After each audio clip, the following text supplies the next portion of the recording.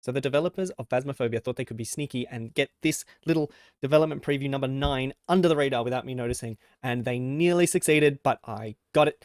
Let's go through it together. I haven't looked at this yet. I'm seeing some roadmap stuff, which is exciting, and I'm seeing some thermo stuff, which is exciting. I am weirdly excited for the analog thermometer. I don't know why I am, but it looks so cute. All right, so let's see. The roadmap has been updated and it's getting cold. Welcome back. We've got some news for you. Any information, blah, blah, blah, roadmap. With Progression 2.0 on the horizon, we thought it would be a good time to share how this update will be released, as it's split into several parts. That's good. I like little bite-sized things you get to learn. It also means you get things released, like you don't all open all your presents all at once. You get to open them one by one, you know? We are releasing Progression 2.0 in this way so that players can experience the new equipment and leveling system sooner instead of waiting around for an extra 6 months, which I greatly appreciate. Yes, please. I need it. Need it in my life.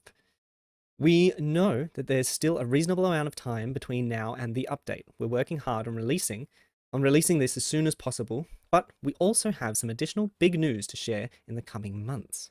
As you can see, the first part of the update will include all of the new equipment tiers, which increases our total equipment from 20 to a whopping 60. Damn, that's a lot of items. I mean, even 20 is a lot of items. That's more than most ghost hunting games you will find. 60 is huge. So it's going to include all the new equipment, the prestige and leveling system, and some evidence overhauls. This will create a huge shakeup in how the game feels, as well as reward players for leveling instead of just number increasing infinitely. Ah, interesting. Okay, all right. The levels will finally mean something. That's, I don't know. I mean, that's a good thing. It's obviously a good thing. I kind of like just taking it lightly though, but you know, it would be nice to actually be playing for a reason. Once part 1 is released, we'll be moving swiftly on to reworking our photo reward system, adding new tasks, optional objectives, and adding new ways to earn money in each contract. Video and sound evidence? Yes, please. I would like those to be a little bit more useful. Thirdly, the last... no, I got that the wrong way around. Lastly, the third part of Progression 2.0 will add the long-awaited new character models with customizations, replacing player animations as well as a complete overhaul of the CCTV system in the truck. Oh, I did not know that. Allowing you to navigate through placed cameras and locations much easier. That would be nice. At the moment, especially when you want to get a large map, you like click, click, click, click, click, click, click, click, click to go in one direction to try and get to the camera you want, and then you realize you've overstepped it. It's yeah, anyway, glad that that's being changed. So the first part we're going to get looks like we're going to get the rewards overhaul, the equipment upgrades, prestige, and the evidence overhaul, and then redacted. Oh, someone's being sneaky there. And then we have to wait a little bit for the new tasks and the optional stuff, the photo overhaul, and the rest. But that's okay. I can wait for that stuff. New equipment, sound recorder. Okay, new equipment, sound recorder. Maybe that's the sound evidence. Maybe it's an 8th piece of evidence. Well, I feel like that would overlap a bit with Spirit Box, so probably not. I don't know. That's exciting though. New piece of evidence would be exciting, especially if it takes us up to 63 pieces of equipment. New player models I can wait for. I don't need that. New ghost models. Hallucinations? I'm sorry, what? Hallucinations? Huh? Tell me more? Please, Daddy? What? What? Why are we hallucinating? New ghost models would be cool. I'm getting a bit tired of the current ones. They're just so over the top. New interactions, new locations would be cool, huh? Point Hope, wink, wink, nudge, nudge. What's Point Hope? And more new equipment and much, much more. Hallucinations. What? What? Anyway, let's move on to freezing temperatures. All right. While evaluating our evidence types to see what we could improve, we found that freezing temperatures was another evidence that needed to glow up. Is that intentional or a typo? Are we making freezing... Are we illuminating that now? What's going on there? Freezing temperatures had several issues of its own. Temperatures weren't synced across the game, across games, resulting in different players seeing a cold breath at different times. Really? That would probably explain some difficulties that we had that I never thought about.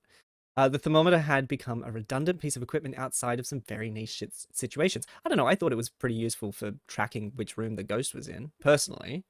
And finding freezing temperatures was completely passive. There was no gameplay involved outside of noticing a particle effect. Although I liked that as a thing. I liked that different like there were different ways to find evidence. Some of it was mechanical with the equipment, and some of it was more environmental. I liked that. I even thought that they should bring in like a bad smell as evidence. So many horror movies, they have like, ooh, this thing smells like sulfur or rotting fish or whatever. Bring that in and have the player cough whenever there was a bad smell.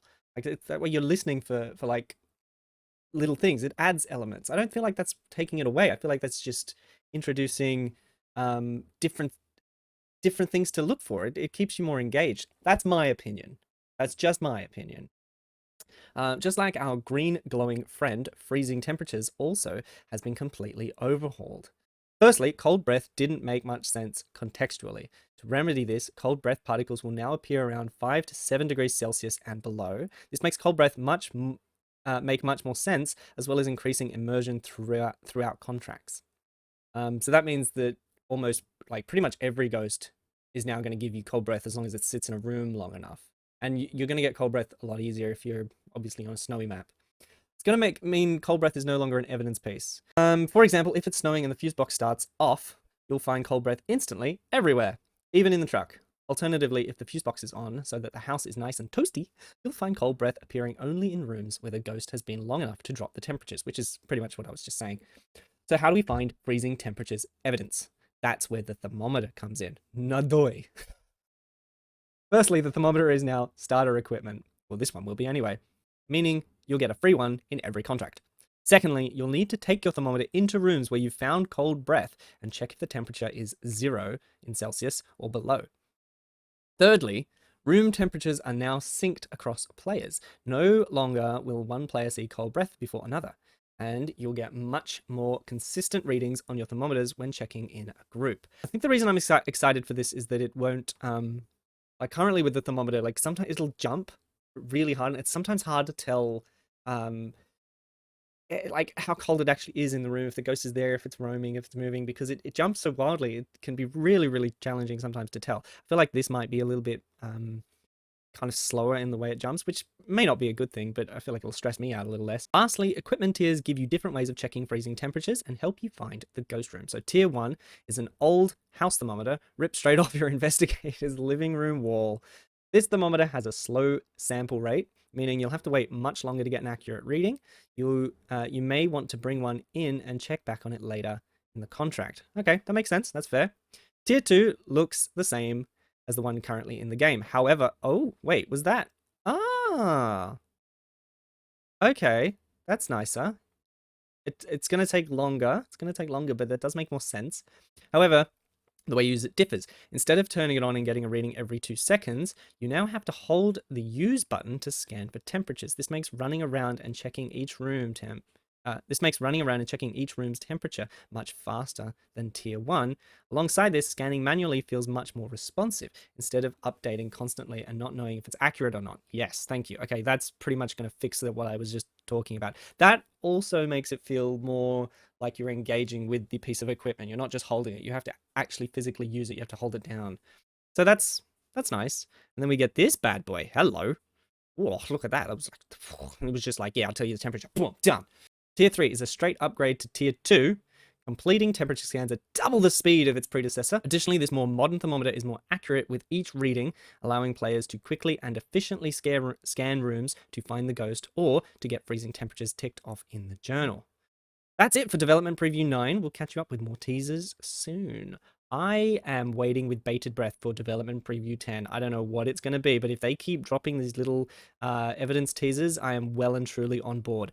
What the hell is hallucinations? Anyway, hope you enjoyed that. Hope that... Anyway, geez, okay, cool. There's a lot to think about. If you enjoyed this video, obviously like it and subscribe so that you can actually watch my friends and I play this game. When the updates actually come out, we will of course be running around like mindless chickens looking for ways to just mess with the new equipment pieces and totally just abuse the new skills that we get. It'll be chaotic. Trust me, it is always chaotic playing with them. So come and join us.